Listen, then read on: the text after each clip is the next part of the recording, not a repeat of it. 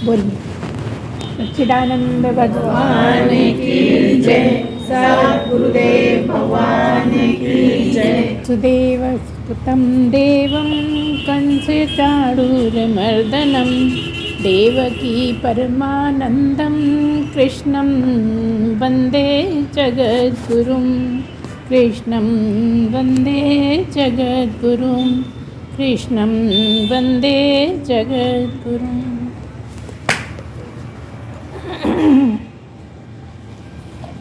कुछ प्रश्न है।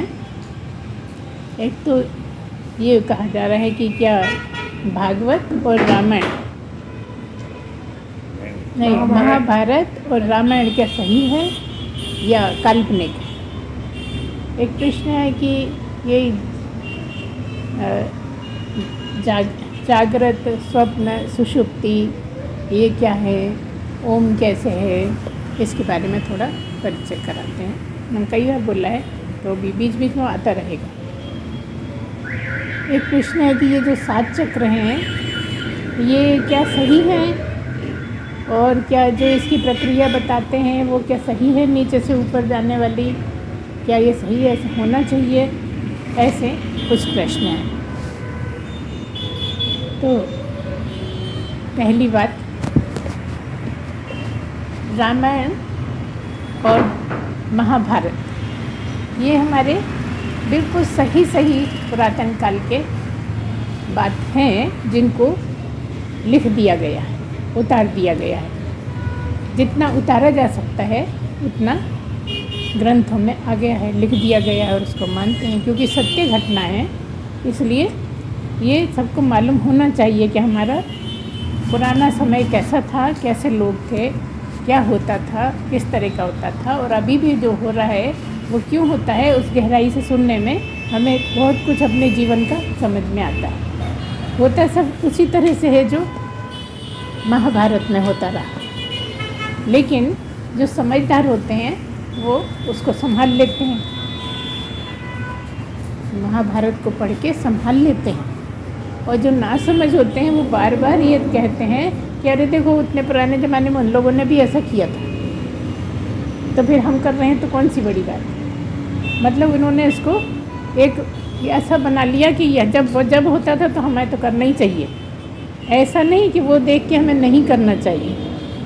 जो महाभारत में हुआ वो कौन से काल में हुआ, बोलो, द्वापर में हुआ। और रामायण कब लिखी गई, कब आए राम, सतयुग नहीं, सतयुग के बाद त्रेता में ही आए। सतयुग में नहीं थे, सतयुग की तो जो शुरू की कहानियाँ भागवत में आती हैं वो हैं, और त्रेता में आए हैं राम।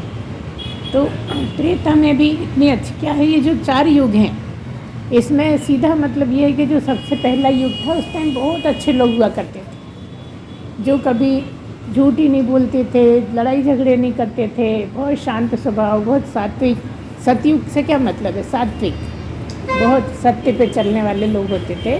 फिर धीरे धीरे जब त्रेता आया तो थोड़े गड़बड़ होने लगी, इसलिए 2 उदाहरण बताए, एक राम जैसे और उसके विपरीत एक रावण जैसे।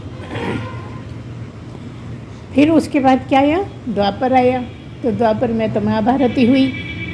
ये 3 जो युग हैं, चौथा तो अभी चल रहा है, तीनों युग में अलग अलग तरह के लोग आए, और जैसे जैसे समय आगे बढ़ता गया तो उन लोगों का जो स्टैंडर्ड था वो गिरता चला गया।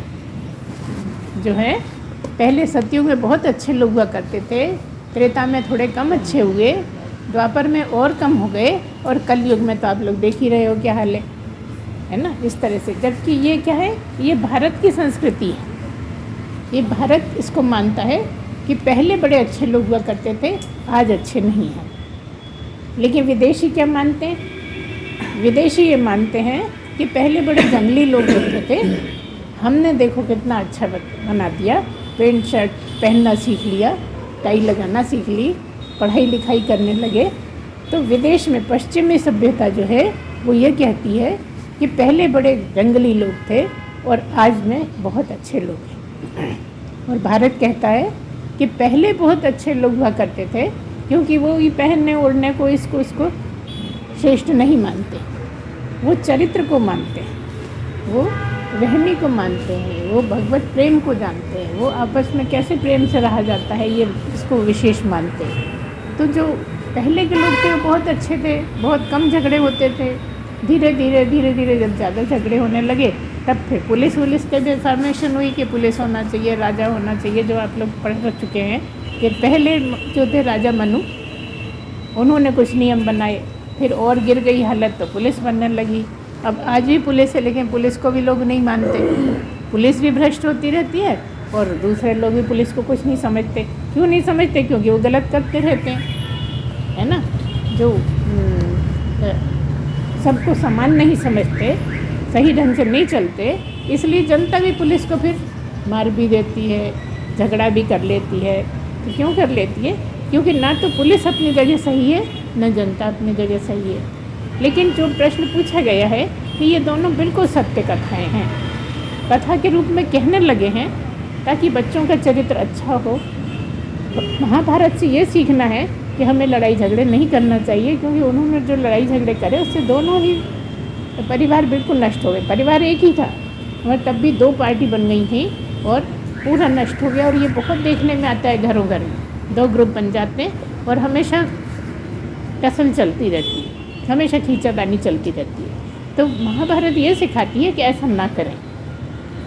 और राम के जो चरित्र है, राम का जो देखने में आता है, उससे ये समझ में आता है कि कितने एक होकर रहते हैं। हमेशा त्याग का ही भाव रहता है, सब भाई एक दूसरे के लिए त्याग करते हैं। यहाँ तक कि राजा की गद्दी के लिए भी किसी को ऐसा नहीं लगता कि मैं बैठूं, सबको ऐसा लगता था कि नहीं, मैं नहीं बैठूं, वो बैठे, दूसरा बैठे। बड़े भाई होते हुए भी राम ने ये चाहा कि भरत बैठे। कोई ऐसा नहीं है कि नहीं तुम मत बैठना, मैं आऊँगा तब मैं ही बैठूँगा, ऐसा नहीं है ना। अगर मैं यहाँ पे हूँ तो राज्य तुम संभालो।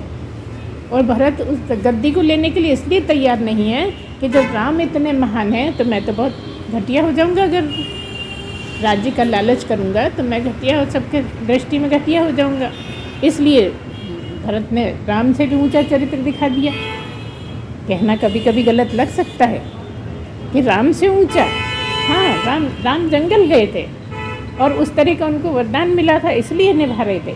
और ये केवल इसलिए निभा रहे थे क्योंकि राम जो राजा थे उन्होंने इतना त्याग करा, इतना परित्याग करा, तो मैं भी गद्दी का लालच क्यों करूं। उन्होंने घर में ही साधु का जीवन बिताया और राज भी चलाते रहे। लेकिन राजा किसको समझते रहे? राम को ही समझते रहे। इसलिए उनकी खड़ाऊँ भी ले आए। आप सोच सकते हैं कि देखो जंगलों में कम से कम खड़ाऊँ तो थी उनके पास, कांटे तो नहीं चुभते थे, लेकिन वो भी ले आए भरत। उनसे देखा नहीं गया। अपना अपना सोच है ना, कई लोग ऐसे भी सोचने लगते हैं, बोलने लगते हैं। लेकिन अच्छी बात यह है कि वो एक तरह से उनकी प्रेजेंस बताने के लिए खड़ाऊँ गद्दी पर रखी गई और राम ही राज्य कर रहे हैं, ऐसा उन्होंने मान के उतने दिन राज्य किया। इसलिए ये तो बिल्कुल पक्की बात है कि हमारी हिंदुस्तान की सनातन धर्म की संस्कृति को दर्शाते हैं। दोनों ही ग्रंथ दर्शाते हैं। एक ग्रंथ के ये कहता है कि ऐसा नहीं करो, नहीं तो तुम्हारा भी घर ऐसे ही बर्बाद हो जाएगा जैसे पांडव और कौरवों का हो गया। और एक ये बताता है कि कैसे रहा जाता है। देखो पहले रामायण हुई, बाद में महाभारत हुई, लेकिन उनने कुछ नहीं सीखा। लेकिन पांडवों का बहुत अच्छा चरित्र रहा, क्योंकि सभी बहुत ऊंची स्थिति में थे, ऊंचे जो लोग थे, जो महान थे, उनके पुत्र थे पांडव, इसलिए उनके गुण आए, है ना। लेकिन कौरवों का हमेशा गलत ही रहा, चरित्र गलत रहा, सोच गलत रही और त्याग की भावना बिल्कुल नहीं रही। तो वो बस जब त्याग की भावना नहीं होती और ऐसा लगता है कि ये भी मिल जाए, वो भी मिल जाए, हम ही राजा हैं, हम ही सब कुछ हैं, तब ऐसा ही होने लगता है। अगर इनसे ना भी होती तो भी 100 भाइयों की इतनी लड़ाई हो जाती, जैसे हम देख रहे हैं जो दूसरा ग्रुप है यहाँ पे इंडिया में। ऐसा नहीं है कि हमसे ही लड़ते हैं, हम लोगों के ही गले कटते हैं, ऐसा नहीं।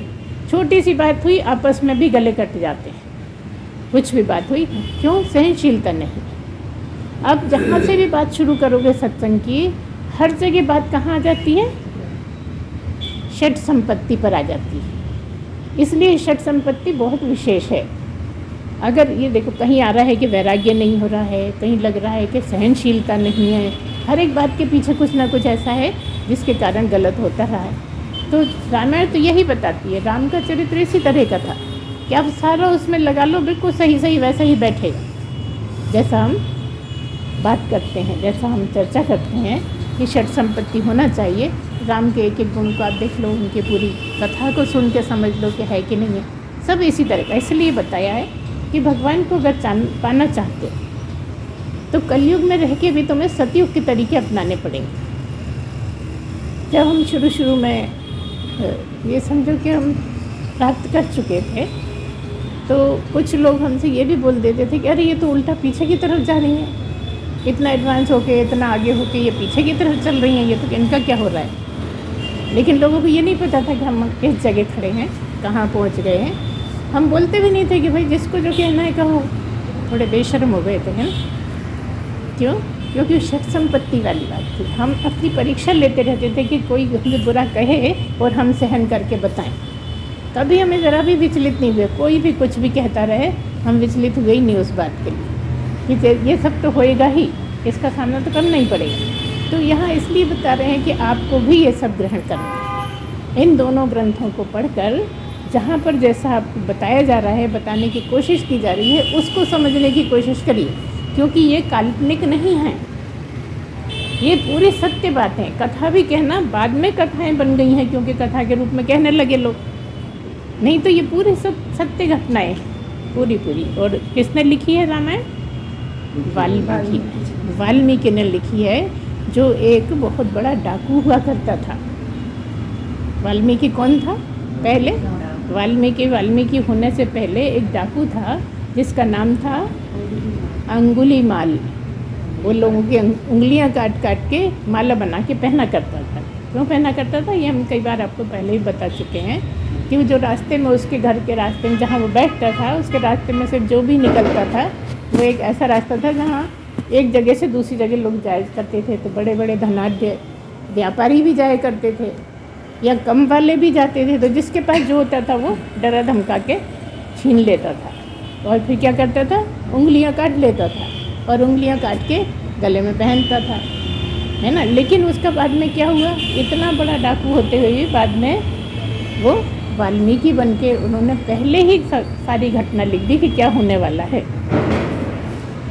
ना। क्या पूरी राम कथा लिख दी है। जो बाद में जब सीता के बच्चे हुए तो बच्चों ने सुनी आश्रम में बैठ के, उन्हें नहीं पता कि हम ये अपने माता पिता की बात कर रहे हैं, सुन रहे हैं, है ना। और इतने गुस्से से भर गए कि राम से मिलेंगे तब लड़ेंगे, पूछेंगे कि आपने इतनी अच्छी सीता को क्यों छोड़ दिया। उन्हें नहीं पता कि सीता हमारी माता है ना। ये सब बातें आप जानते हो। तो यहाँ बात ये हो रही है कि हमारी संस्कृति क्या थी और क्या से क्या हुई और क्या से क्या हो गई, है ना। कौरव पांडवों के टाइम पे क्या हालत हुई और अब तो हम इतने ज़्यादा गिर गए कि दो भाई हैं तो दो भी प्रेम से नहीं रह पाते।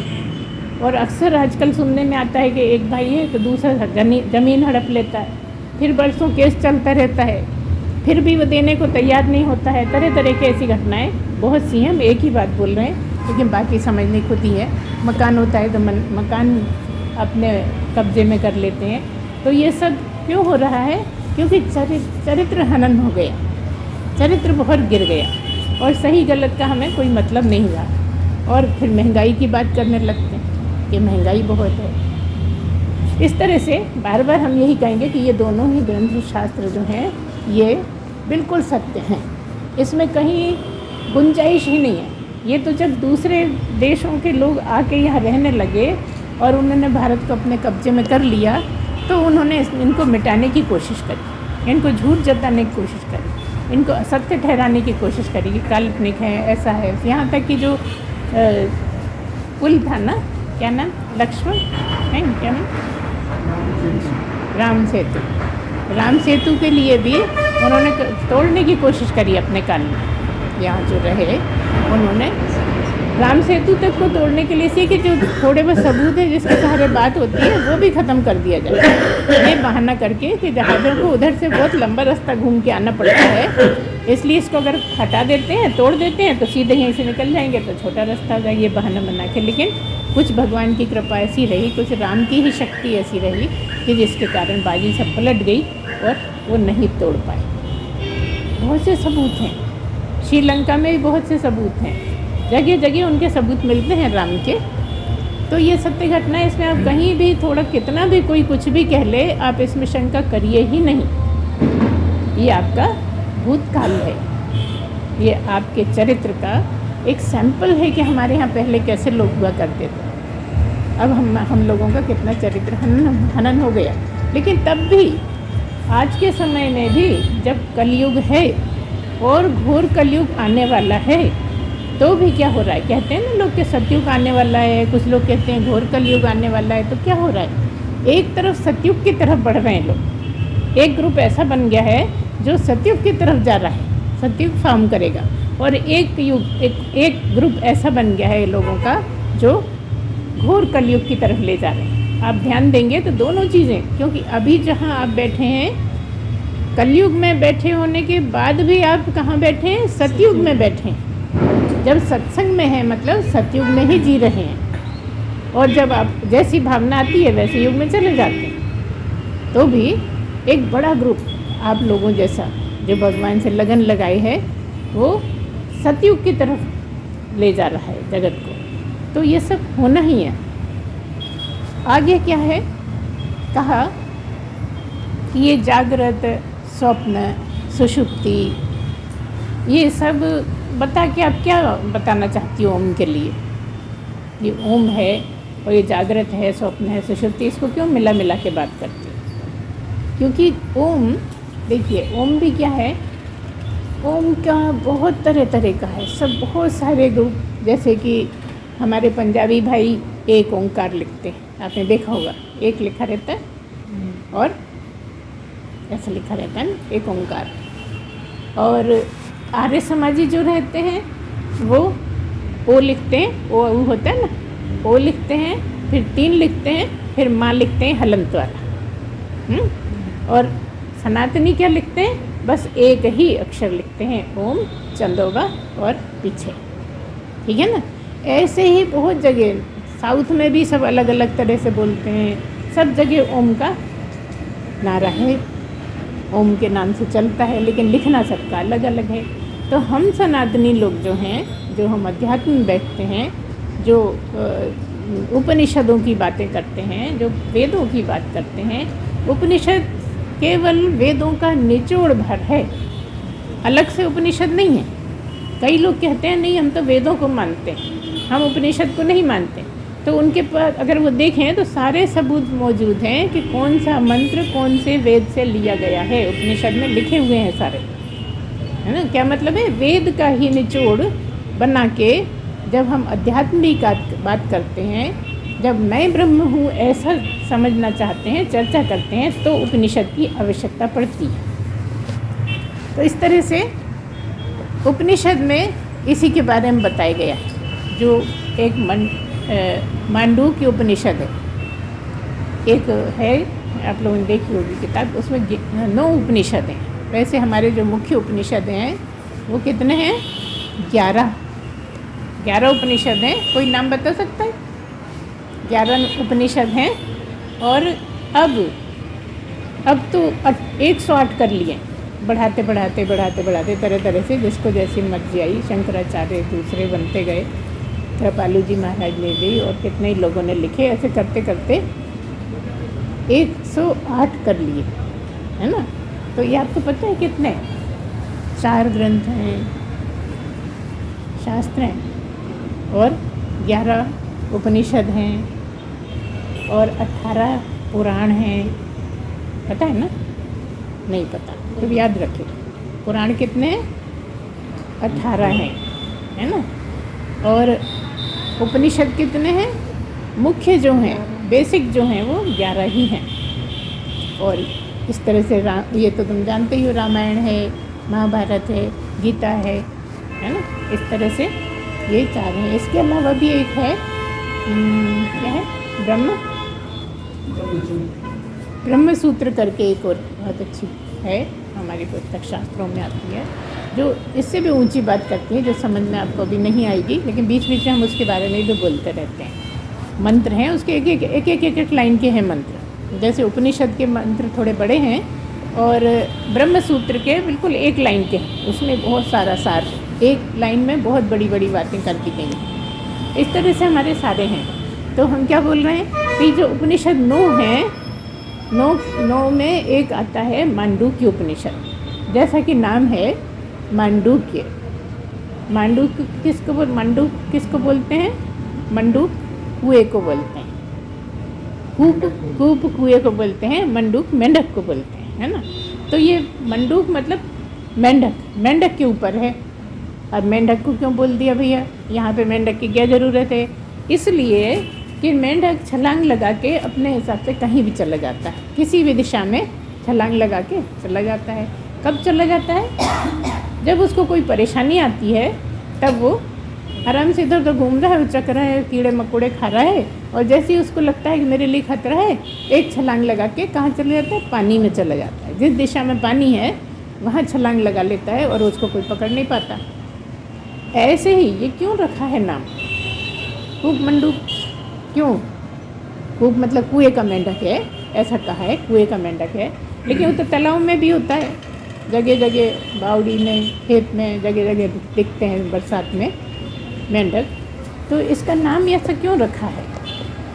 मैंने बताया आपको कि क्योंकि जब खतरा होता है तब वो उछल के पानी में चला जाता है। तो आपको इसके सहारे से ये समझाने की कोशिश करी गई है कि आप जैसे मेंढक हैं, थोड़ी देर के लिए आप मान लें आप मेंढक हैं। और जो जल है, सब हम जानते हैं कि ब्रह्म सब जगह है, कोई जगह ब्रह्म के बिना नहीं। लेकिन यहाँ पर जल को मानना है ब्रह्म। मेंढक है और जो जल है, जहाँ पानी भरा है, उसको मान लो ब्रह्म। तो जब मेंढक को खतरा हुआ तो वो पानी में कूद के चला गए। तो तुम मेंढक हो गए और तुम्हें जब खतरा हो तो ब्रह्म में चले जाओ। बात समझ में आई? मांडूक्य उपनिषद का नाम मांडूक्य केवल इसलिए रखा गया है कि तुम्हें बताया जा रहा है कि जैसे मेंढक को खतरा होता है तो वो पानी में चला जाता है और वहाँ पूरा सेफ रहता है, सुरक्षित रहता है। ऐसे ही तुम जब भी खतरे में हो, जब भी तुम्हें खतरा लगे, खतरे क्या हैं? दुख खतरा है, लड़ाई झगड़े को खतरा है, बुराई भलाई खतरा है, जो जो आपको लग रहा है खतरा, है ना। तो जैसे ही आपको खतरा दिखता है, आप कूद के ब्रह्म में चले जाओ। आप अपने आप को मेंढक ही बना के रखो और छलांग लगा के, आपको छलांग लगाना आ जाए, छलांग लगाना आ जाए, इसलिए ये सत्संग होता है, इसलिए ये सब सुनाया जाता है। उपनिषद की बात इसीलिए सुनाई जाती है कि जब तुम समझ जाओगे तो तुम छलांग लगा के वहाँ पहुँच जाओगे, यहीं बैठे बैठे तुम ब्रह्म में चले जाओगे। उसको समझाने के लिए जो हमने भी बताया कि ओम, जो हमारा ओम लिखा जाता है, एक ही अक्षर में है, ओम लिख दिया जाता है। ओम का मतलब परमात्मा, ब्रह्म। ओम का मतलब क्या है? ब्रह्म या परमात्मा, जो भी कहना चाहो। तो एक ही अक्षर लिखा जाता है और उसी से मतलब हो जाता है परमात्मा। अब हम इसको समझें कैसे? समझने के लिए हम जब उच्चारण करते हैं, ओम का उच्चारण करते हैं, तो जब हम धीरे धीरे उच्चारण करते हैं और चिंतन मनन करते हैं, सोचते हैं, आवाज़ पे ध्यान देते हैं, तो हमें क्या समझ में आता है कि ये जो ओम की ध्वनि है, ये आ, उ और मा से मिलके बन जाता है ओम। इसमें संधि है आ, उ और मा। हिंदी में जब संधि पढ़ते हैं व्याकरण में, तो उससे पता लगता है आ और उ मिलके ओ बन जाता है ना। माँ तो माँ है, और माँ भी हलंत वाला है। हलंत, जहाँ भी हलंत लगता है उसका क्या मतलब है? जिस भी अक्षर में ऐसा टेढ़ा लाइन लगी रहती है उसको हलंत बोलते हैं, और हलंत का मतलब होता है आधा। जैसे मान लो आपको अनंत लिखना है, तो आ और ना, और फिर से आप ना लिख के उसको हलंत लगा दोगे तो आधा ना हो गया। अ न अंत, बीच में भी एक ना हुआ ना, तो आप उसमें चाहें तो ना लिख के उसमें हलंत लगाओगे, मतलब वो आधा ना हो गया। तो इस तरह से जो माँ है वो उसमें कोई मात्रा नहीं है, वो खुद ही एक है मात्रा। तो एक आ है मात्रा, एक ऊ है मात्रा, और एक माँ है ना। ये तीन मात्राओं के सहारे चौथी जो मात्रा है उसको बताया गया है। जो ओम का आप पूछ रहे हैं उसका जो वर्णन किया जाता है वो केवल इसलिए किया जाता है कि जो ओम है वो 3 मात्राओं से मिलके बना है, आ, उ और माँ से। और जो तीनों हैं उसमें जो आ है वो जागृत से मिला के चर्चा करते हैं। ज़्यादा विस्तार में नहीं जाएंगे, हम कभी करेंगे क्योंकि अभी तो वैसे भी टाइम और पहले बोल भी चुके हैं हम। ये बीच बीच में बार बार आता रहेगा आपका प्रवचनों में, जब भी आएगा तभी आप उसको ध्यान से सुनिए, आपको सब समझ में आ जाएगा।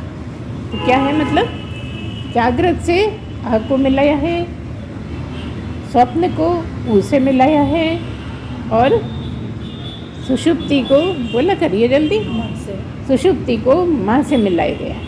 ऐसे तीनों को मिला के समझाने की का प्रयत्न किया गया है कि आपकी एक जागृत अवस्था है, एक स्वप्न अवस्था है और एक सुषुप्ति अवस्था है। और ये 3 अवस्था 24 घंटे में होती है कोई ना कोई, और एक समय में एक ही अवस्था होती है, दूसरी नहीं एक साथ हो सकती। कभी भी 2 अवस्थाएं एक साथ नहीं हो सकती, या तो जागृत होगी या स्वप्न होगी या सुषुप्ति होगी। जागृत से उन्नीदे हुए तो स्वप्न आने लगे, और स्वप्न में या तो सीधे गहरी नींद में चले गए या फिर जाग गए, है ना। या फिर सो रहे हैं तो स्वप्न जागृत नहीं है, जाग रहे हैं तो स्वप्न और सुषुप्ति नहीं है, और स्वप्न देख रहे हैं तो जागृत सुषुप्ति नहीं है। ऐसे एक समय में एक ही होती है अवस्था की बात हो रही है। 3 अवस्थाएं हैं, जागृत, स्वप्न, सुषुप्ति। तो जब भी होती है एक ही अवस्था होती है, दूसरी नहीं होती। तो उसको ऐसे समझाया गया है कि ये जो तीनों हैं बारी बारी से आती जाती रहती हैं, और ये हर प्राणी की आती जाती है। ये सब की आती हैं, चाहे वो सत्संग में बैठे चाहे ना बैठे, चाहे हिंदू हो चाहे मुसलमान हो, चाहे ईसाई हो चाहे नीच हो चाहे ऊंच हो, सब कोई जीवन में बस ये 3 घटनाएं लगातार चलती रहती हैं। लेकिन ओम को समझाने के लिए इन तीनों का सहारा लेके चौथे की बात कही गई है, जो जागृत में भी है, जो स्वप्न में भी है, जो सुषुप्ति में भी है, उसको चौथा बताया गया है। मतलब असली तो वही है, क्योंकि जागृत बिना उसके होएगा नहीं, चौथे के बिना स्वप्न चौथे के बिना होगा नहीं, सुषुप्ति चौथे के बिना होगी नहीं। और वो कौन है? तुम हो। तुम्हारे बिना जागृत नहीं हो सकता, तुम्हारे बिना स्वप्न नहीं हो सकता, तुम्हारे बिना सुषुप्ति नहीं हो सकती। सब में तुम्हारा होना जरूरी है। वो तुम कौन? ये तुम किसको कह रहे हैं? ब्रह्म या ओम, तुम ही हो वो। तो तुम्हें तुम्हारा ही समझाने के लिए इनका सहारा लिया है कि इन तीनों के सहारे तुम चौथे को समझो, जो समझ में नहीं आता, जो जीवन में कभी भी घटा नहीं तुम्हारे कि तीसरे के अलावा कोई अवस्था हो तो बताओ। और वो अवस्था नहीं, वो तो तुम ही अवस्था, ये तीनों। और जो जिसके अवस्थाएं आ रही हैं जा रही हैं, उसको देखने दे वाला कौन? किसकी प्रेजेंस में हो रहा है? आपके ही या ब्रह्म के ही। ब्रह्म कहें या तुम कहें एक ही बात है। जब भी ब्रह्म कहेंगे तो तुम्हारी ही बात कर रहे हैं, है ना।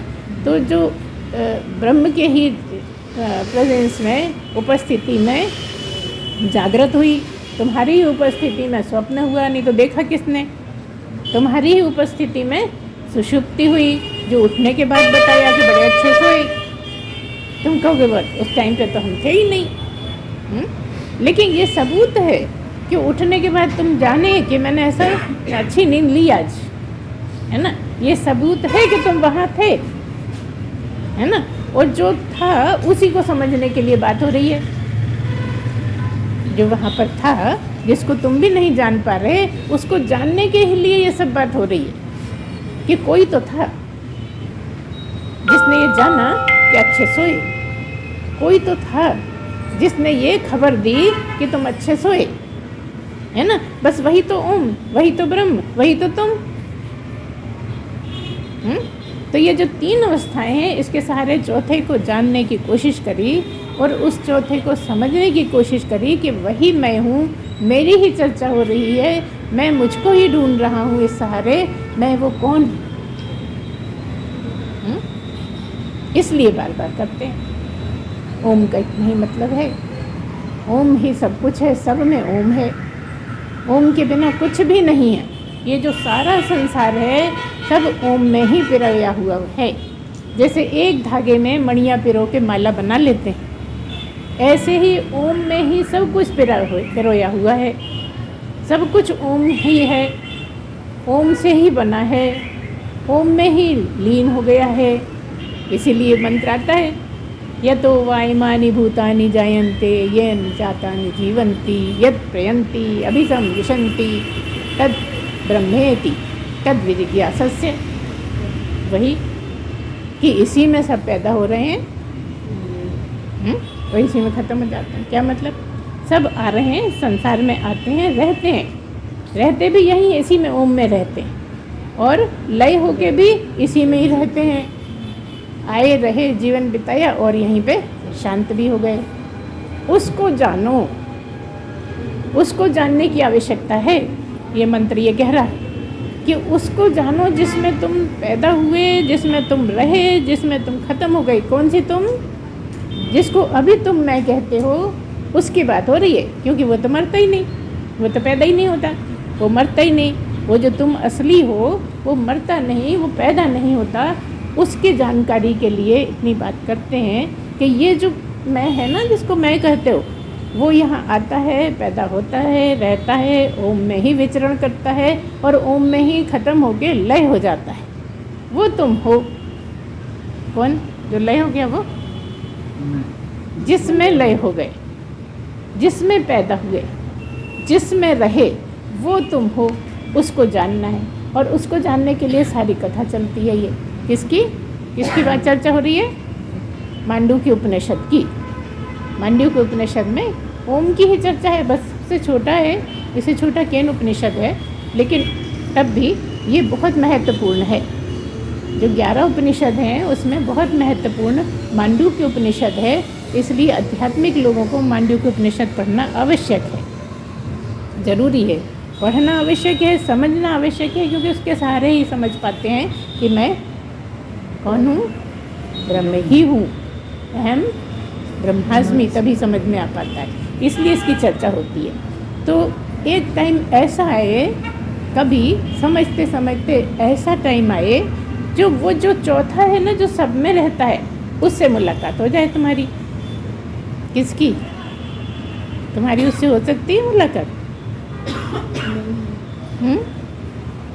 तुम्हारी तो मुलाकात नहीं हो सकती, क्योंकि तुम ही तो हो।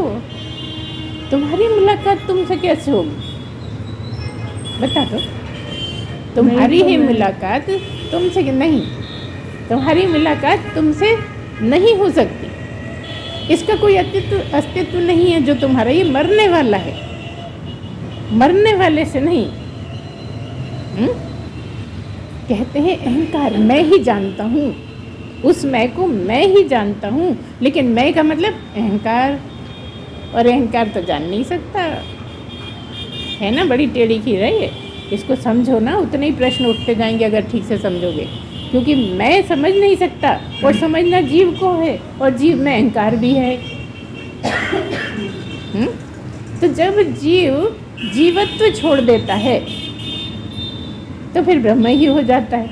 और वो ब्रह्म की अवस्था ही चौथा, वो आप, उसी को समझना है, उसी की सारी कोशिश करना है, उसी के लिए लगातार सत्संग सुनना है तरह तरह से, कि तुम वो हो जिसका कहीं भी अनुपस्थिति नहीं है, जो हर जगह उपस्थित है, जो कण कण में उपस्थित है, जो सुबह रात दोपहर शाम सब कितने पहर होते हैं? 8 पहरों में जो है उपस्थित, वो है ओम, वो है ब्रह्म, और वो तुम ही तो हो। तुम अपने को कहाँ खोज रहे हो? तुम अपने को खोजने के लिए कहीं जाना पड़ेगा। अमरनाथ चले जाओ, पता लग जाएगा ना। कई लोग कहते हैं हम हर साल जाते हैं वैष्णव देवी। बहुत से लोग कहते हैं कि हम 1 तारीख को जाते हैं उज्जैन महाकाल। उनको तो मिल गया होगा, है ना। बेचारे हर साल जाते हैं मिलने। अच्छा, हम कहते हैं जाने की कोई ज़रूरत ही नहीं है, जहाँ बैठे हो वहीं है, वहीं महाकाल है। कालों का काल महाकाल कहाँ है? जहाँ तुम हो, और तुम ही महाकाल, क्योंकि सब पर काल आता है और तुम पर काल आता नहीं। तो तुम कालों का काल हुए कि नहीं हुए, है ना। इसका भी काल आ जाता है, लेकिन तुम्हारा काल आता नहीं, क्योंकि तुम महाकाल हो। तुम इतने ऊंचे हो कि तुम कभी मरते ही नहीं, तुम कभी पैदा ही नहीं हुए। ऐसी महान शक्ति हो तुम, जो मरता है ना पैदा होता है। तुम्हारे रहते सब मरते रहते हैं, आते रहते हैं, जाते रहते हैं, सब होता रहता है, सब लय हो जाता है, सब उत्पन्न होता है, सब रहते हैं, सब चले जाते हैं। वो तुम हो, है ना। और उसी को जानना है। इसलिए ये बार बार इसकी चर्चा करते हैं कि कोई ऐसा क्षण पकड़ में आ जाए जब वो चौथे से पहचान हो जाए जो तुम ही हो। तुमको सारी दुनिया का पता है, तुम्हें टीवी का पता है, मोबाइल का पता है, शहरों का पता है, तीर्थ स्थानों का पता है, लेकिन तुम्हें अपना पता ही नहीं है। इसलिए मनुष्य जन्म मिला है। इस जन्म में तुम अपना पता लगाओ, अपनी खोज करो, अपना अनुसंधान करो, है ना। अनुसंधान के लिए कौन सा होता है, कौन सी डिग्री है, पीएचडी है अनुसंधान के लिए। तो अनुसंधान करने के लिए क्या सीधे पीएचडी में बैठोगे पास हो जाओगे? प्राइमरी भी करो, मिडिल भी करो, 11वीं 12वीं भी करो, ग्रेजुएशन भी करो, पोस्ट ग्रेजुएशन भी करो, तब आता है पीएचडी का मामला। अगर बीच में नहीं किया तो गए, कुछ नहीं आएगा। इसलिए सारी ज़िंदगी निकल जाती है। किसी ने प्राइमरी नहीं करी, किसी ने मिडिल का नहीं किया, किसी ने। अब कई बार कहते हैं अब तो हमें ये समझाओ, स्कूल में भी बहुत से टीचर होते हैं, है ना, जो स्कूल गए हैं। अब आजकल का तो हमें पता नहीं, हमारे टाइम पे तो सबके अलग अलग टीचर होते थे। कोई हिंदी का है, कोई इंग्लिश का है, कोई मैथमेटिक्स का है, कोई इतिहास ज्योग्राफी का है, ऐसे सब अलग अलग होता है। तो ऐसे ही ये जो होता है ना, ये बस पीएचडी की पढ़ाई कराता है। अध्यात्म वाला आप उससे उसकी वो वाली बातें बताओ, पूछो कि प्राइमरी की बताओ, ठीक है, छोटा बड़ा सब आता है, लेकिन वो भी क्या पूछ के टाइम ख़राब करने की बात है ना। आपको मिडिल की बताओ, जो इधर उधर के ले लेते हैं ना प्रश्न, जैसे वो आते थे कृष्ण कुमार, वो यहाँ के लायक उनके प्रश्न नहीं रहते। यहाँ पर तो अध्यात्म की बात होती है। यहाँ करते रहे हम, पिछले जन्मों में करते रहे होंगे, तब तो इस क्लास में आए होंगे, है ना। तो जो हमारी क्लास की बात है वो अगर करते हो तो ज़्यादा तुम्हारे समझने की बात, क्योंकि तुम लोग भी उसी क्लास के विद्यार्थी सब बरसों से सुन रहे हो, है ना। तो जो जिस चीज़ का टीचर है वैसे ही प्रश्न रखोगे तो सुनने में भी आनंद आएगा और आपको समझ में भी अच्छे से आएगा। जो मोटी बातें हैं, जो सब जानते हैं, उसके लिए यहाँ पे टाइम ज़ाया नहीं करो, नहीं तो जो असली बात है, बारीक बात है, उसका टाइम कट जाता है, तो वो बात का ज़्यादा विश्लेषण नहीं हो पाता। तो फिर क्या मतलब हुआ, आपको ओम को ही समझना है, मतलब परमात्मा को ही समझना है, मतलब अपने आप को ही समझना है। ये देखने में नहीं आता, ये सुनने में नहीं आता, ये छूने में नहीं आता, ये सूंघने में नहीं आता, चखने में नहीं आता, है ना। क्या मतलब, कोई भी इंद्री की वहाँ पहुँच ही नहीं है, ना तो कर्मेंद्रियों की पहुँच है, ना ज्ञानेंद्रियों की पहुँच है, ना मन की पहुँच है, ना बुद्धि की पहुँच है। वो तो ब्रह्म ही है, सत्य की पहुँच है, ये हम मानेंगे, आपको भी मानना पड़ेगा, क्योंकि जो सत्य है, सत्य के लिए सत्य की ही पहुँच है और किसी की नहीं। हमारी तुम्हारी पहुँच नहीं, सत्य की पहुँच है।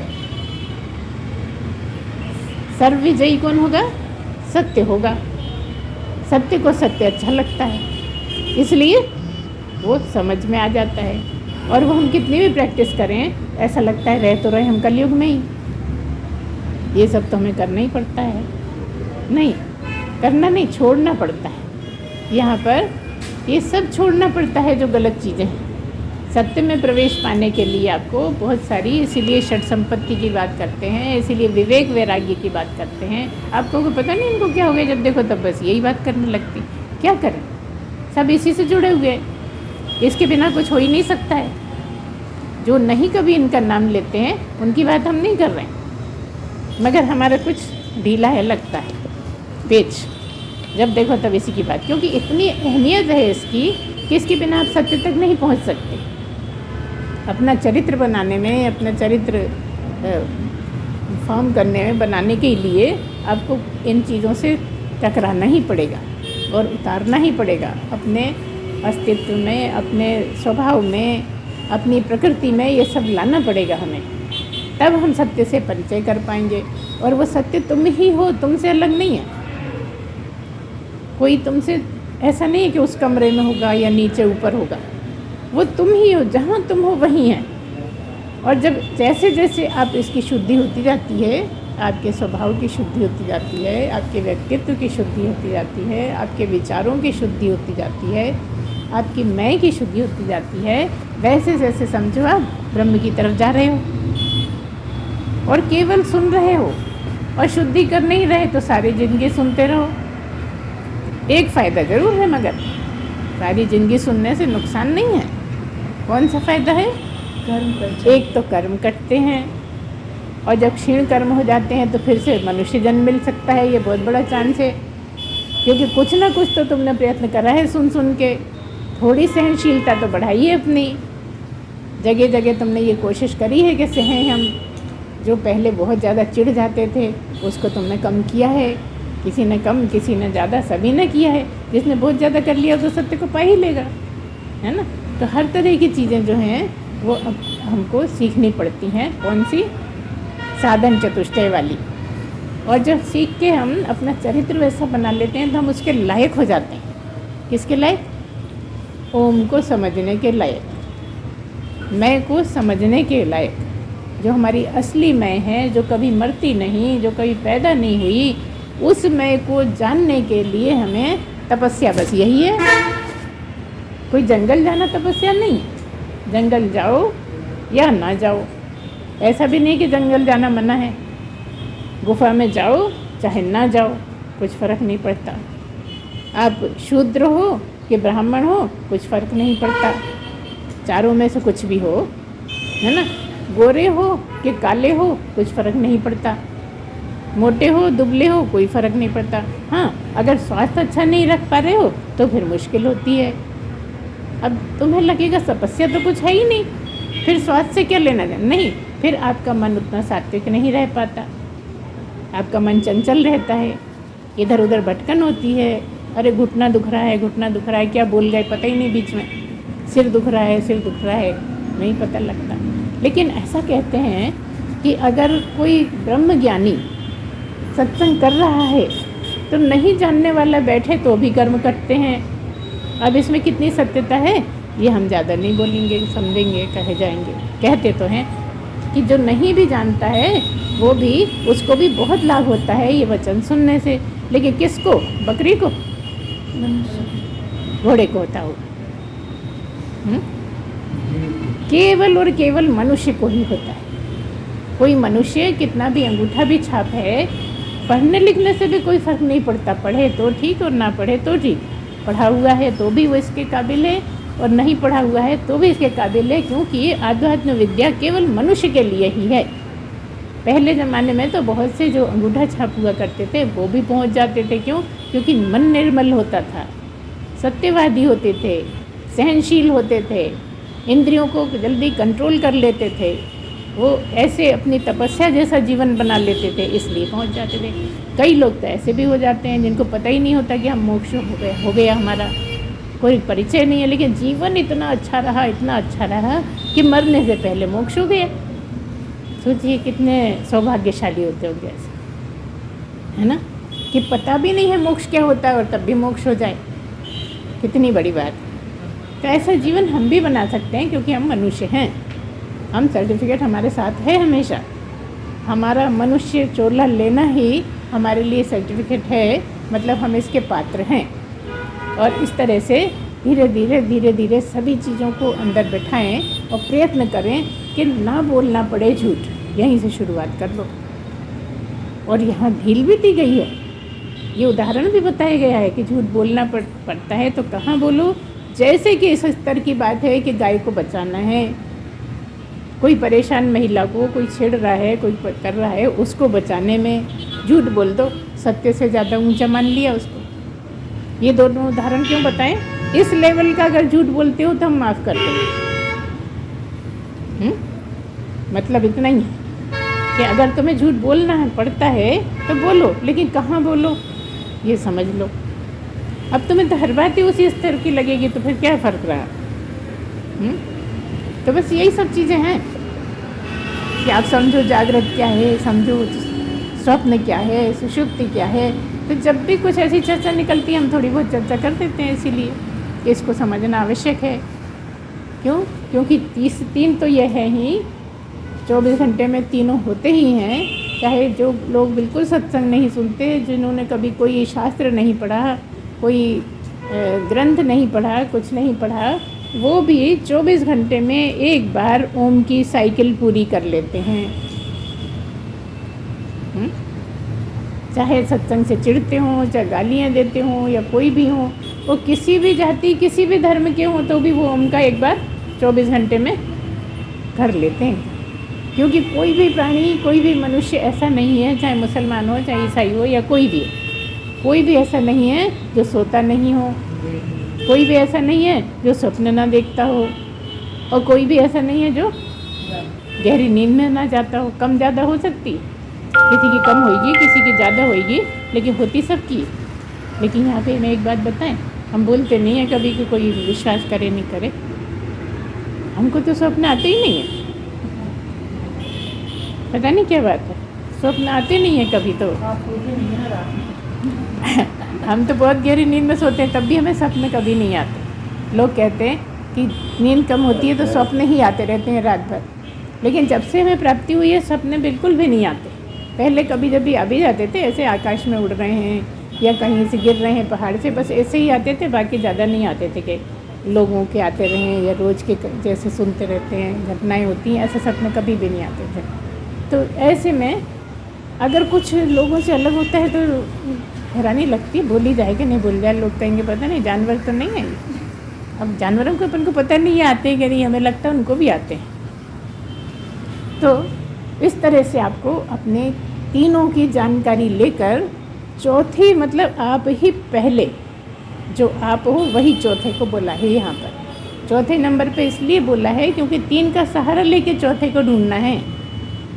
पहले 3 को समझो तो चौथे को समझोगे, 3 को नहीं समझोगे तो चौथे को नहीं समझोगे। क्योंकि समझने वाले तुम, खोजने वाले तुम, पाने वाले तुम, जो मिलेगा वो तुम, सब कुछ तो तुम ही।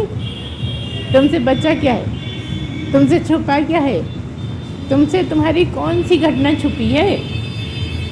लेकिन देखो तुमसे तुम ही छुपे बैठे हो। क्यों? क्योंकि ये नकली मैं को बहुत महत्व दे रखा है। नकली मैं को ही ओढ़े रहते हो, नकली मैं को ही बिछाते हो, नकली मैं को ही घुमाते हो, नकली मैं को ही सारे दिन सीने से लगाए रहते हो। और नकली मैं को छोड़ो तो असली मैं से परिचय किसका किससे करोगे परिचय? तुम ही तो हो, तुम ही तो हो। उसकी ही कृपा से हो जाता है, ये तुम्हारे करने से नहीं होता है ना। इसलिए ये कह देते हैं कि सब कुछ करो तो भी कुछ कम नहीं आता। जो अभी हमने बताया ना कि कोई इंद्रियां नहीं काम आती, मन काम नहीं आता, बुद्धि काम नहीं आती, कुछ भी काम नहीं आता, क्योंकि ये सब वहाँ जा जा के लौट आती है। कोशिश करके जब तुम पढ़ते हो, सुनते हो, समझने की कोशिश करते हो, चिंतन मनन करते हो, तो ये सब वहाँ तक जाती हैं, समझने की कोशिश करती हैं, लेकिन लौट आती हैं, है ना। ना 5 ज्ञानेंद्रियों की पहुँच हो पाती। बहुत कोशिश करते हैं कि इससे समझ लें, सारा जगत तो समझ रहे हैं, ये भी समझ में आ जाए, लेकिन इनकी पहुँच नहीं है। इसलिए कह दिया न तत्र चक्षुर्गच्छति न वाग गच्छति। चक्षुर्गच्छति का क्या मतलब है? ज्ञानेंद्रियाँ। अकेला चक्षु कह के पूरी 5 ज्ञानेंद्रिय की बात कर ली कि वहाँ पर ज्ञानेंद्रियाँ नहीं जाती। न न तत्र चक्षुर्गच्छति न वाक् गच्छति। वाक् मतलब मुंह, मुंह के साथ कर्मेंद्रियों की बात कर दी, पांचों कर्मेंद्रिय, वहाँ कर्मेंद्रिय, जबकि कर्मेंद्रिय की बात पहले आती है। लेकिन इस तरह के जो होते हैं संस्कृत के लाइनें, उनमें जमाने के लिए कुछ भी पहले बाद में आ सकता है।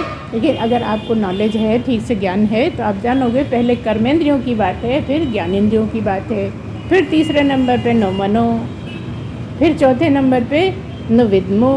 विद्मो मतलब बुद्धि, जानने की शक्ति जहाँ है, बुद्धि में जानने की शक्ति है लेकिन वो भी नहीं जान पाती।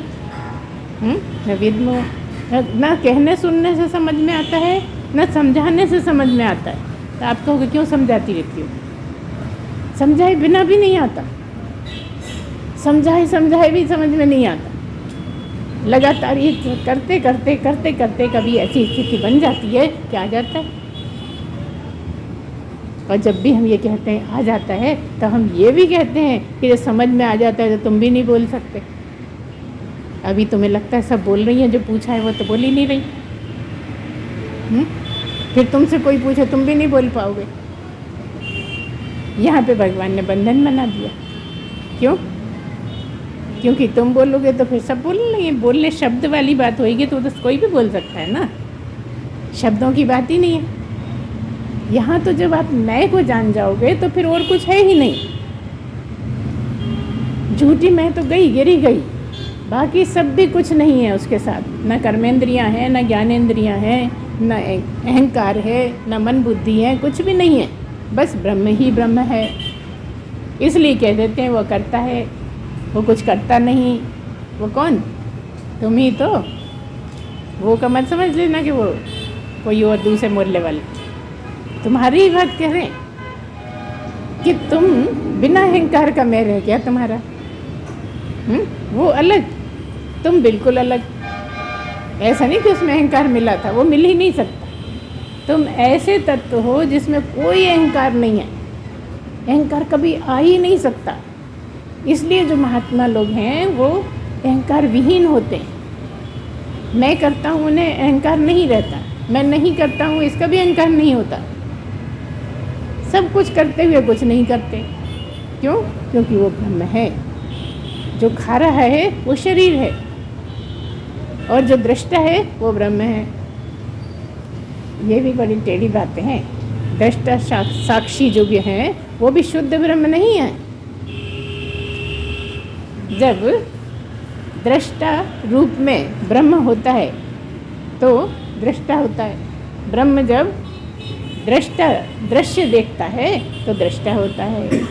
ब्रह्म जब हाजिर होता है, देखो हाजिर हमेशा है, कभी भी ऐसा नहीं है 24 घंटे में कि वो चला जाए कहीं, उपस्थित हमेशा है।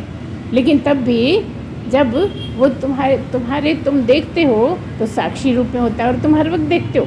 तुम्हारे साक्षी तुम ही हो, तुम्हारे बारे में तुम ही ज़्यादा जानते हो। लेकिन तुम किसको कहते हो? इसको मैं को कह देते हो कि मैं सब जानता हूँ। क्यों कह देते हो इसको? मैं मेरे बारे में सब जानता हूँ क्यों कह देते हो? क्योंकि यहाँ बुद्धि है, उसमें बुद्धि भी नहीं है। बहुत बेकार है। ब्रह्म में कुछ नहीं है, किसी काम का ही नहीं है। लेकिन ब्रह्म के बिना कुछ हो नहीं सकता। तो हमारे गुरुदेव क्या कहते हैं? हमारे गुरुदेव कहते हैं बड़ा नालायक है ब्रह्म। क्या कहते हैं?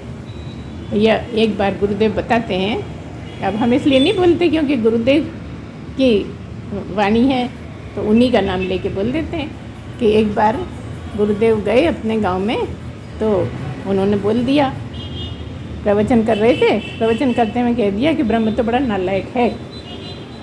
तो भैया यही चर्चा सारे गांव में फैल गई कि देखो इतने बड़े महात्मा हैं और कह रहे हैं ब्रह्म को नालायक बोल देते हैं, गाली दे देते हैं। तो कुछ लोग रोष में आ गए, डंडे वंडे लेके आ गए कि अच्छा आप ऐसा बोलते हो, यहाँ गलत सिखा रहे हो हमारे गांव के लोगों को कि ब्रह्म तो बड़ा नालायक है। तो मैंने कहा आओ आओ बैठो। गुरुदेव ने कहा आओ बैठो, हम बताते हैं तुम्हें। कहने लगे देखो ब्रह्म किसी काम का नहीं है। जैसे कि लोहा है तो लोहा किसी काम का है क्या? हथौड़ी काम की है, चाकू काम का है, ब्लेड काम की है, सब काम किए, लेकिन लोहा लोहा किस काम का? सोना है, खाली लोहे की बात हो रही। सोना है, एयरन है तो काम के हैं, लौंग है तो काम की है, हार है तो काम का है। लेकिन सोना कहाँ लटकाओगे बताओ? लटकाने के लिए भी छेद डालना पड़ेगा उसमें, तब लटकेगा। लेकिन सोना है तो सोना तो किसी काम का नहीं। तो कहने लगे जो नहीं काम का है वो नालायक ही तो हुआ, बाकी सब लायक है। हार लायक है, एयरिंग का लायक है, चूड़ियाँ लायक हैं, और सोना तो ना लायक है। इसमें क्या बुरा कह दिया हमने? ठीक है भैया, शांत हो गए हो। उन्होंने बताया कि हमें वो फलाने ने बोल दिया कि गुरुदेव बोल रहे हैं कि ब्रह्म तो ना लायक है। तो ये उसके पास जाके बोले कि गुरुदेव ने तुम्हें नालायक बोल दिया। वो जिसको समझ में नहीं आया वो नालायक है, तो उन्हें गुरु बोल दिया जाके कि तुम्हें नालायक बोल दिया। वो आ गया गुरुदेव से लड़ने के लिए। अगले दिन वो आ गया, कह ले हमें पता लगा है कि आप हमें नालायक बोलते हो। कह ले आओ बैठो सुनो। कह ले देखो, तुम तो इसको समझो कि हमने ब्रह्म को नालायक कहा है, तो तुम ब्रह्म हुए कि नहीं हुए? ब्रह्म को नालायक कहा और तुम्हें नालायक कहा, तो तुम ब्रह्म हुए कि नहीं हुए? खुश हो गई। तो ऐसी बातें रहती। कहने का मतलब ये, इतनी बात बताने का ये मतलब है कि ब्रह्म ज्ञानी हर बात को सही कर लेता है। आप जो भी बोलोगे ना उसको ठीक कर सकता है, वो ठीक करने की उसमें कैपेसिटी होती है। उसको कहीं ना कहीं मिला के उसका अर्थ निकाल लेता है। कुछ भी उसके लिए क्यों नहीं है? क्योंकि अच्छा भी ब्रह्म है, बुरा भी ब्रह्म है, मोटा भी ब्रह्म है, पतला भी ब्रह्म है। और ब्रह्म कुछ भी नहीं है, ना मोटा है, ना पतला है, ना अच्छा है, ना बुरा है। ब्रह्म है ही वो जिसमें कुछ भी नहीं लगता, बस ब्रह्म। इसलिए ये समझने की बात है ना। थोड़ी सी बातें देखो, हमने इतनी ऊंची ऊंची बात करके और फिर ये मजाक वाली बात बाद में कह दी। ये बातें पहले की होती हैं, लेकिन जब निकल आती है तब हो जाती है। क्या इस तरह से आप लोगों ने जो कहा, एक चक्र वाली बात रह गई है। चक्र वाली बात हम अगली बार फिर बताएंगे, याद दिला देना। वैसे चक्र का इतना ही है कि हमारे शरीर में 7 चक्र हैं। अगर मोटे तरीके से जानो तो जैसे आपने बोला कि एक मूलाधार है ना, एक स्वाधिष्ठान, समझते जाना अपने आप, जो आपने साधारण भाषा में बोला ना कि नाभि हृदय ऐसे करके बोला, उसका ही एक मूलाधार है, एक स्वाधिष्ठान है जननेंद्रियों की जगह, और एक है नाभि की जगह। कौन सा? मणिपुर। उससे ऊपर आओ तो हृदय की जगह क्या बोलते हैं, हृदय का भी हमें याद नहीं आ रहा। ठीक है, फिर है विशुद्धि, कंठ की जगह जहाँ गड्ढा होता है, और फिर आज्ञा चक्र माथे पर, और फिर सहस्त्रसार जहाँ बच्चों का नरम भाग रहता है, लप लप लप लप होता रहता है, वो वाली जगह। ऐसे 7 चक्र हैं, और 7 चक्रों पर आपका जैसे जैसे तपस्या बढ़ती है, जैसे जैसे आपकी शुद्धि होती जाती है, तो एक कुंडलिनी सांप की तरह होता है।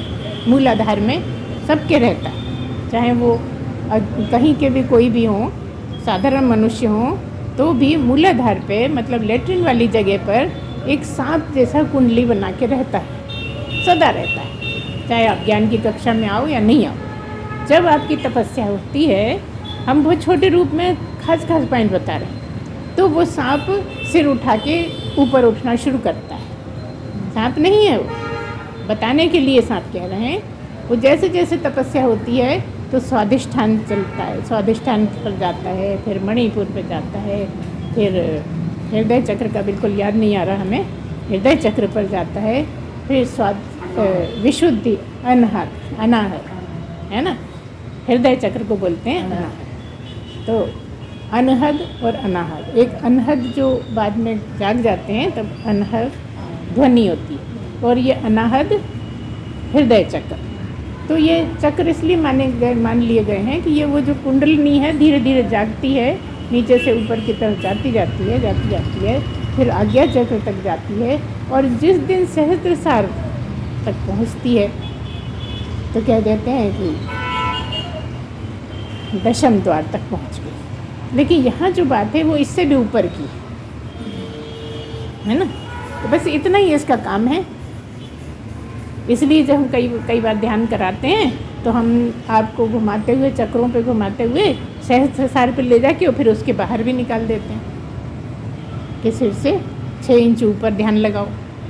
अब यहाँ क्या ध्यान लगाएं? सिर का तो पता लग रहा है कि यहाँ है, कंठ का पता लग रहा है यहाँ है, शरीर का सब जगह पता लग रहा है कहाँ कहाँ क्या है, लेकिन 6 इंच ऊपर क्या है आपका? वहाँ तक ही आप ही हैं, क्योंकि आप सब जगह हैं, कोई जगह आपसे खाली नहीं है, आप ही आप हैं, आपके अलावा कुछ नहीं है। तो आपकी आपसे पहचान करने के लिए ये ध्यान होता है कुंडलिनी जगने। इसलिए कोई भी प्राप्त पुरुष की कुंडलिनी जगना बहुत आवश्यक होती है। जिसकी कुंडलिनी जग गई है वही पहुंचता है। इस तरह से वो समझ में आ जाती है। अगर ये होता है सब कुछ तो समझ में आ जाती है। तो ये सब प्रोसेस हैं, ये एक पड़ाव हैं इस मार्ग के, जो आपकी तपस्या से, आपकी शुद्धि से होता रहता है शरीर में। और आपके जो तेज होता है वो सब इन्हीं लोगों के कारण, इन्हीं सब चीज़ों के कारण, सत्य के कारण। सत्य में बहुत तेज है ना, आप कहोगे मोमबत्ती जल रही है उसमें तेज है ना, लेकिन ये तो बिना दीपक के, बिना बाती के, बिना तेल के जो तेज है ना, वो आप ही हो, जो आपको कई बार चेहरे पर भी दिखता होगा लोगों के। वो जगाने के लिए, वो वहाँ तक आने के लिए ये सब करना पड़ता है, होता रहता है। आप कुछ नहीं करते, आप तो बस एक बार दृढ़ निश्चय कर लें, सब भगवान कराता चल जाता है, क्योंकि वही तो आपके रूप में बैठा है ना। वो जो कभी मरता नहीं, कभी पैदा नहीं होता, वही तो परमात्मा है, वही सब कर लेता है, वही सब करा देता है। आप कहते हो मैंने करा है, तो फिर कुछ नहीं होएगा। जिसने भी ये भाव बना लिया ना कि मैंने इतना कर लिया, अब इतना और बचा है, उसने कुछ भी नहीं किया। क्योंकि इस पर हमेशा ध्यान रखना पड़ेगा कि मैंने कुछ नहीं किया, मेरे बस में कुछ है ही नहीं। वो जो कराता है कर हो जाता है, वो जिधर ले जाता है उधर चल देते हैं। मगर आज कुछ ऐसा ही है कि बाद में ऐसी हल्की वाली बातें बाद में। इसलिए एक जगह ये भी आता है कि मैं कुत्ता राम का, मैं कुत्ता राम का, मुतिया मेरा नाम, है ना। वो जिधर रस्सी ले जाता है उधर चल देते हैं। तुम कितना ही कहो हम ऐसा कर लेंगे, हम वैसा कर लेंगे, उसने ऐसा बोला, हम उसको ऐसा मजा चखाएंगे, लेकिन होता वही जो राम रचि राखा, है ना, वही होता है। इसकी यहाँ पर दूसरी लाइन का इतनी इम्पोर्टेंस नहीं है। जो भगवान ने निश्चित करके रखा है तुम्हारे लिए, तुमसे ज़्यादा तुम्हारा भगवान ही जानता है। वो कौन है? वो तुम ही हो अंदर, जो असली वाली में है, तो वही ज़्यादा जानता है। जो नकली वाली है उसको तुम जानते हो, तो उसको तुम मानते भी हो, उसी को श्रेष्ठ मानते हो, इसलिए अहंकार हो जाता है। जो नकली मैं है उसमें अहंकार है, और जो असली में है उसमें अहंकार बिल्कुल नहीं है ना।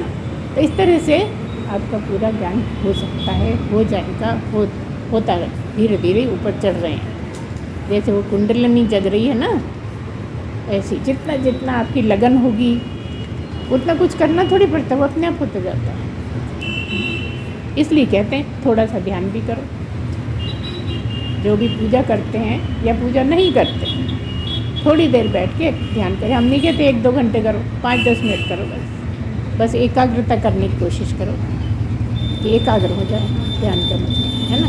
मतलब जो इधर उधर भटकता है ना मन, वो नहीं भटके, आप ऐसी कोशिश करो। कई लोग ऐसे दिया जला के भी करते हैं कि दिए की बाती देखते हैं शुरू में एकाग्र होने के लिए।